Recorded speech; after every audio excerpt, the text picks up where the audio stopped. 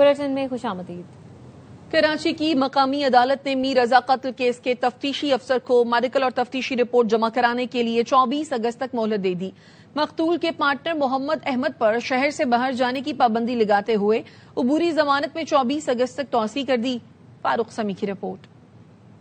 की मुकामी अदालत में मीर रजा कत्ल केस और उनके कारोबारी शराकतदार मोहम्मद अहमद की अबूरी जमानत की दरख्वास्त पर समाअत हुई। तफ्तीशी अफसर ने अदालत को बताया कि जाए वक़ुआ का मुआयना और केस से जुड़े अफराद के बयानात रिकॉर्ड किए जा रहे हैं। अदालत में मकतूल की सिम निकलवाने की दरख्वास्त भी दायर कर दी गई। वकील जिब्रान नासिर का कहना था कि मीर रजा के वालिदैन शफाफ तहकीकात चाहते हैं। पुलिस का अपना काम है, हम सिर्फ यही चाहते हैं कि जी जो CCTV लेके आओ उसका फोरेंसिक सही जगह से हो, कोई CDR या जियो फेंसिंग लेके आओ उसको सही तरीके से प्रिक्योर करो, किसी की गवाही ली है तो उसको सही तरीके से प्रिक्योर करो ताकि कल उसकी एडमिसिबिलिटी पे अदालत में सवाल न हो। अदालत में मीर रजा के कारोबारी शराकतदार मोहम्मद अहमद की जानिब से इस्तदा की गई कि पुलिस की जानिब से हरासा किया जा रहा है। अबूरी जमानत दी जाए वो तफ्तीश में अपना ताबुन जारी रखेंगे। अदालत ने मुलजिम के शहर से बाहर जाने पर पाबंदी लगाते हुए मुलजिम की अबूरी जमानत में 24 अगस्त तक तौसी कर दी। जज साहिबा ने बिल्कुल अपनी जिम्मेदारी के तहत उसको उसकी जिम्मेदारी का एहसास दिलाया कि तफ्तीश के अंदर इन्वेस्टिगेशन में बतौर गवाह आपको अब जब भी IO साहब बुलाएं और किसी भी जगह के ऊपर बुलाएं पॉइंटेशन के लिए या कहीं और, तो आपने ताउन करना है और तब तक आप शहर से भी बाहर ना जाएं। मीर रजा कत्ल केस में आइंदा समाअत पर तफ्तीशी अफसर की जानिब से तफ्तीशी रिपोर्ट अदालत में जमा करवाई जाएगी। कैमरामैन जिशान मरगूब के साथ फारूक समी, ARY न्यूज कराची। मीर रजा कत्ल केस की 7 रुकनी तहकीकाती कमेटी में इंस्पेक्टर गुलाम नबी आफरीदी और DSP हनीफ को भी शामिल कर लिया गया है।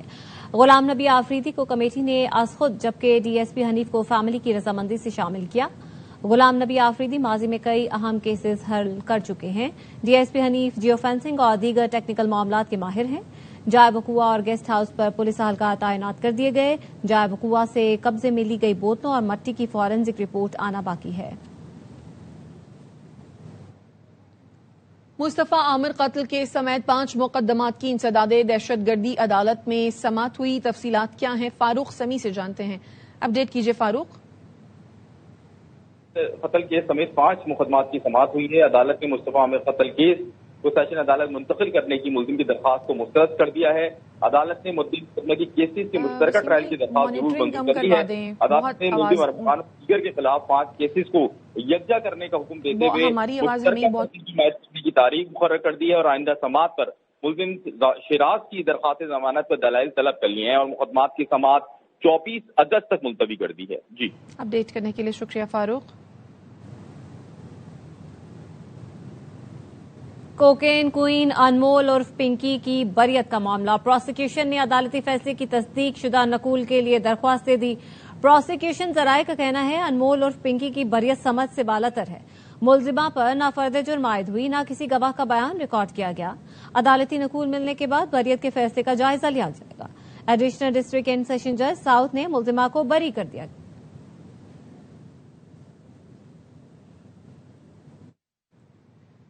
लाहौर के इलाके हरबंसपुरा में तेज रफ्तार गाड़ी दरख्त से टकरा गई। हादसे में 2 राहगीरों समेत 5 अफराद जान से गए।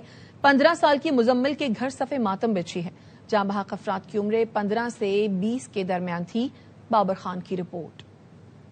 मेरा दिल्ली नहीं मैं जाना चला गया, मुड़ के आया खबर आ गई है। केनाल रोड पर तेज रफ्तार कार बेकाबू होकर बिजली के पोल से टकराने के बाद कई फीट हवा में ऊपर जाकर नहर किनारे दरख्त से टकरा गई। कार सवार 3 अफराद मौका पर ही जाँ बहक और 2 जख्मी हो गए। नहर किनारे वॉक करने वाले 2 दोस्त भी कार की जद में आकर दम तोड़ गए। जाँ बहक अफराद की शिनाख्त 15 साला मुजम्मल, 17 साला फुरकान, 18 साला नुमान, 19 साला जुनेद और 20 साला अब्दुलरहमान के नाम से हुई है। आज सुबह गए ने मेरा मतलब मैं तो कह रहा था बेटा मेरा दिल्ली करने तेन भेजन ना जा बात कर रहा नहीं, मैं रोज जाना कुछ नहीं होता। मैं यार मेरा दिल घबरा गया। वॉक करने वाले मुजम्मल के छोटे भाई कासम का कहना है कि कार का टायर उतरकर दूर जा गिरा और कार हादसे का शिकार हुई। वो कार वाला फुल तेज से आ रहा था, उनके पहिए खुल गए थे। वो ना फुटपाथ पे चढ़ गई और पहले खंबे के साथ एक लड़के को उड़ाया, फिर बाद में मेरे भाई को। रेस्क्यू एहलकारों ने लाशों और जख्मियों को सर्विसेज अस्पताल मुंतकिल कर दिया। कैमरामैन अहमद भट्ट और एहसन इकबाल के साथ बाबर खान, ARY न्यूज लाहौर।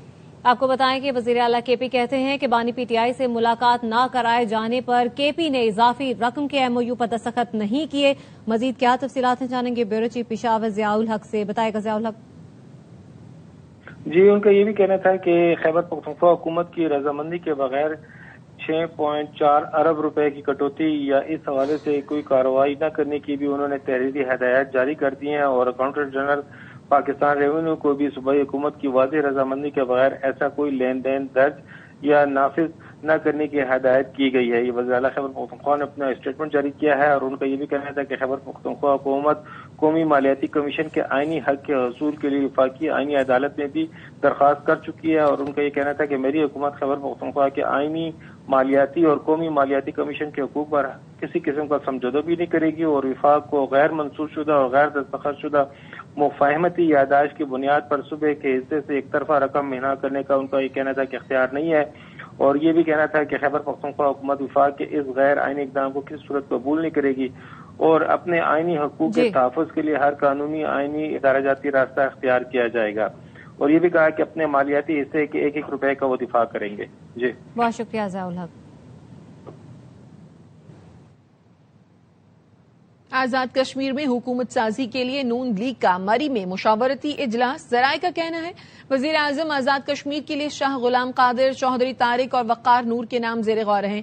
اجلاس میں نواز شریف، شہباز شریف، مریم نواز، حمزہ شہباز، وفاقی وزراء اور آزاد کشمیر کے نومنتخب لیگی ارکان بھی شریک ہیں. ارسلان ایاز ہمارے ساتھ موجود ہیں، اس بارے میں مزید ان سے جانتے ہیں. اپڈیٹ کیجیے ارسلان.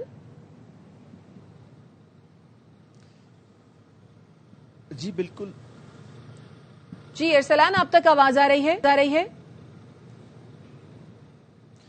جی بالکل.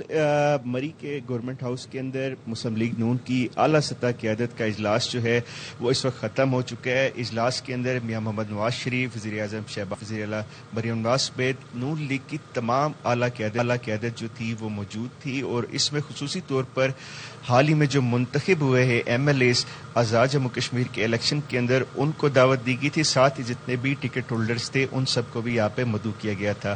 کشمیر کے اندر جو مسلم لیگ نون کی قیادت تھی اس میں شاہ غلام قادر، راجہ فاروق حیدر، مشتاق مناز سمیت مختلف جو ایم ایل ایز تھے انہوں نے شرکت کی. اجلاس کا جو بنیادی ایجنڈا تھا وہ حکومت سازی کے لیے تمام جو آزاد کشمیر کے اندر اہم فیصلے ہیں وہ کرنا تھا، اور یہاں پر 3 نام اس وقت جو ہے وہ ذرائع کے مطابق جو ہے وہ گردش کر رہے ہیں وزارت عظمیٰ کے لیے. اور نون لیگ کی ایک یہ ٹریڈیشن بھی رہی ہے کہ جو مسلم لیگ نون آزاد کشمیر کا صدر ہوتا ہے اسی کو وزارت عظمیٰ کے لیے نامزد کیا جاتا ہے. شاہ غلام قادر کا ایک فیورٹ نام ہے. اس کے ساتھ ساتھ جو جنرل سیکرٹری مسلم لیگ نون کے چودھری طارق فاروق وہ بھی فیورٹ قرار دیے جا رہے ہیں، اور اس کے ساتھ ساتھ ایک تیسرا نام جو ہے وہ کرنل وقار نور کا بھی ہے جو گردش کر رہا ہے وزارت عظمیٰ کے لیے.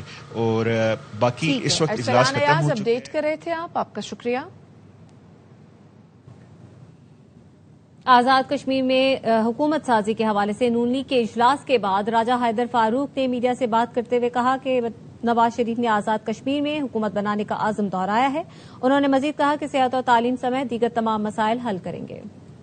میاں صاحب نے سب کو مبارکباد دی اور اس عزم کو دوبارہ دہرایا کہ مسلم لیگ کی حکومت بنے گی آزاد کشمیر میں. جو آزاد کشمیر کے جو ترقی کے مسائل ہیں وہ ہیلتھ کا ایشو ہے، سڑکیں ہیں، اور جو بے روزگاری کا اس کے حوالے سے جو ہے مسلم لیگ پوری حمایت کرے گی. اور انہوں نے کہا کہ میں وزیر اعظم صاحب سے بھی کہتا ہوں اور مریم صاحبہ سے بھی کہتا ہوں کہ آزاد کشمیر کے لوگوں کی ہر ممکن حد تک جو ہے مدد کی جائے. بات کی تھی یہی آزاد کشمیر کی مجموعی صورتحال کے اوپر بھی، امن امان کے بارے میں بھی، اور حکومت جب بن جائے گی تو پھر جو آزاد کشمیر کو میاں صاحب نے کہا کہ اسپیشلی جو ہے نا اس اتنے دینے کی یہ جو 5 سال میں کمی ہوئی ہے اس کو پورا کرنا. جماعت اسلامی کا کل وزیر اعلیٰ ہاؤس پنجاب کی جانب مارچ کا اعلان. امیر جماعت اسلامی حافظ نعیم کہتے ہیں بنیادی سہولیات کی عدم فراہمی اور مہنگی پیٹرولیم مصنوعات کے خلاف کل شام 4 بجے وزیر اعلیٰ ہاؤس پنجاب پر دھرنا شروع ہوگا. اللہ تعالیٰ کل 16 اگست ہے اور بھرپور طریقے سے ہم پہنچا لاہور میں اور باقی گورنر ہاؤسز کراچی میں، پشاور میں، کوئٹہ میں انشاءاللہ 4 بجے دھرنا شروع. اور شروع ہونے کا ہم وقت دے رہے ہیں، ختم ہونے کا وقت نہیں دے رہے ہیں. اس موقع پہ میں گورنمنٹ سے یہ ضرور کہنا چاہتا ہوں، راستہ روکنے کی کوشش کی تو ہمارے پاس سارے آپشن موجود ہیں. ہم پرامن رہ کر اپنے مطالبات منوانا چاہتے ہیں کہ 225 روپے پیٹرولیم کی قیمت کی جائے، لیوی ختم کی جائے، آئی پی پیز مافیا کے جو معاہدے ختم ہو گئے ہیں وہ ختم کر دیے جائیں. کسی کی بھی گاڑی 1300 سی سی سے زیادہ نہیں ہونی چاہیے. 11 ارب روپے کا جہاز مریم بی بی کے لیے خریدا گیا ہے. آپ کون ہیں کہ ہماری جیبوں پہ ڈاکہ ڈال کر آپ 11 ارب روپے کا جہاز خریدیں اور مزے کریں؟ درجہ بدرجہ سب کر رہے ہیں. چیئرمین سینٹ پیپلز پارٹی کے، ان کے لیے 9 کروڑ کی گاڑی آ گئی، انہوں نے کہا تو ہم نے پہلے لی تھی. یہ جو پورا ایک طبقہ پیدا ہو گیا ہے، اس طبقے سے جان چھڑانا ضروری ہے. کسی بھی احتجاج کرنے والی جماعت کے فضول مطالبے سے ہمیں کوئی فرق نہیں پڑتا. پیٹرولیم لیوی کا وزیر اعلیٰ یا پنجاب حکومت سے کیا تعلق؟ وزیر اطلاعات پنجاب ازما بخاری کہتی ہیں پرامن احتجاج کریں، کسی کو قانون ہاتھ میں لینے یا سڑکیں بند کرنے کی اجازت نہیں دی جائے گی. صوبائی وزیر اطلاعات نے کہا آرٹ اینڈ فیشن بڑی انڈسٹری بن چکی ہے. بچے بہت ٹیلنٹڈ ہیں. ہمارے ملک میں جتنا ٹیلنٹ ہے وہ شاید ہی کسی اور ملک میں ہو. صرف اپرچونٹیز پرووائڈ کرنے کی ضرورت ہے. فیشن ڈیزائنرز کی جو ایک بہت بڑا اسکوپ ہے، ہمارے پاس بہت اچھا کام ہو رہا ہے فیشن اور آرٹ کے حوالے سے. یہ تمام چیزیں چیف منسٹر کو بھی دکھاؤں گی جو آج میں نے یہاں آبزرو کیا ہے، اور وہ بہت خوش ہوتی ہیں ہمیشہ اس طرح کے بچوں کے آرٹ کے کام دیکھ کر. آسان کاروبار ان کی ایک اسکیم ہے جس میں نئے انٹرپرینورز ہیں ان کو کاروبار سیٹ کرنے کے لیے جو ہے وہ مدد بھی کی جاتی ہے تاکہ وہ اپنے لیے کاروبار شروع کر سکے. پورا یقین ہے کہ یہ بچے ان کا کام ضائع نہیں ہوگا اور ان کو مارکیٹ کے ساتھ جو ہے وہ الائن کر کے ان کے لیے اپرچونٹیز جو ہے وہ کریٹ کی جائیں گی. صدر ایف پی سی سی آئی آصف اکرام کہتے ہیں گڈز ٹرانسپورٹرز کی 10 روزہ ہڑتال سے ملکی معیشت کو اربوں روپے کا نقصان ہوا. اس بارے میں ان کا مزید کیا کہنا تھا، انجم وہاب سے جانتے. اپڈیٹ کیجیے انجم. جی، ایف پی سی آئی کے صدر آصف اکرام کا کہنا تھا کہ ٹرانسپورٹ کی ہڑتال بندرگاہوں پر فریٹ فارورڈنگ کا کام رک گیا. برآمدی آرڈر کی برباد ترسیل ناممکن ہے. اربوں روپے کا نقصان ہو چکا ہے. ہڑتال نے سرحدوں کا پہیہ بھی سود کر دیا ہے. بندرگاہوں پر پھنسے کنٹینر پر ڈیمیج اور ڈیٹینشن چارجز کا بوجھ بھی بڑھ گیا ہے. حکومت اور ٹرانسپورٹ ہڑتال ختم کرنے کے لیے اقدامات کرے تاکہ تاجروں کو رزق مل سکے اور صنعت کا پہیہ چل سکے. گڈ ٹرانسپورٹر کے رہنما شہزاد ایوان اور اویس چودھری کا بھی کہنا تھا کہ ہماری ہڑتال 8ویں روز میں داخل ہو چکی ہے. ہمارے مطالبات منظور کیے جائیں تو ہڑتال ختم کر دیں گے. بہت شکریہ انجم وہاب. آرمی چیف اور chief of defence forces field marshal Syed Asim Munir نے یوم آزادی کے موقع پر پاک فوج کے سابقہ فوجیوں کے اعزاز میں استقبالیہ دیا. سابقہ فوجیوں کا تجربہ، رہنمائی اور مسلسل وابستگی کو قیمتی درجاتی اثاثہ قرار دیا. ایران کو شکست دینے کے بعد آبنہ ہرمز کو امریکی علاقہ قرار دوں گا، صدر ٹرمپ کا اعلان. کہتے ہیں ایران پر بحری ناکہ بندی کوئی نہیں توڑ سکتا، ایران کو جوہری ہتھیار حاصل کرنے نہیں دیں گے. We finish defeating Iran, which is being very badly defeated. Pretty soon I'll be declaring the Hormuz Strait a territory of the United States. We have the blockade. No ships get through unless we want them to. We don't want to have them have a nuclear weapon. So remember that when you have to pay a little bit more, you're at $4. It's okay. I will never apologize. I did the right thing. What we're doing is a great service for the world, not only for ourselves, for the world. Our military is unbelievable. The blockade is unstoppable. It's a wall of steel. آبنہ Hormuz صرف Iran کے حکم پر بند ہوگی یا کھلے گی. ایران دھمکیوں سے خوفزدہ ہوگا، نہ ہی طاقت کے مظاہرے سے مروب ہوگا. ایرانی نائب وزیر خارجہ کاظم غریب آبادی کا امریکی صدر ٹرمپ کے بیان پر سخت رد عمل. کہتے ہیں آبنہ ہرمز ایرانی تھی، ایرانی ہے اور ایران کی ہی رہے گی. ایرانی وزیر خارجہ عباس عراقچی نے کہا ہے امریکہ کے ساتھ دوبارہ مذاکرات شروع کرنے کا بھی کوئی حتمی فیصلہ نہیں کیا. ایرانی سرکاری خبر رساں ادارے کے مطابق انہوں نے کہا قطر اور پاکستان کے ساتھ مسلسل رابطے میں ہے اور پیغامات کا تبادلہ بھی جاری ہے، تاہم اسے مذاکرات نہیں کہا جا سکتا. ان کا مزید کہنا تھا اسلام آباد مفاہمت کی یادداشت میں جنگ کے خاتمے کی بات کی گئی تھی، جنگ بندی کی نہیں، اس لیے 60 روزہ جنگ بندی میں توسیع کا سوال بھی پیدا نہیں ہوتا. ماضی میں قائم کیے گئے سفارتی رابطے اب مؤثر نہیں رہے.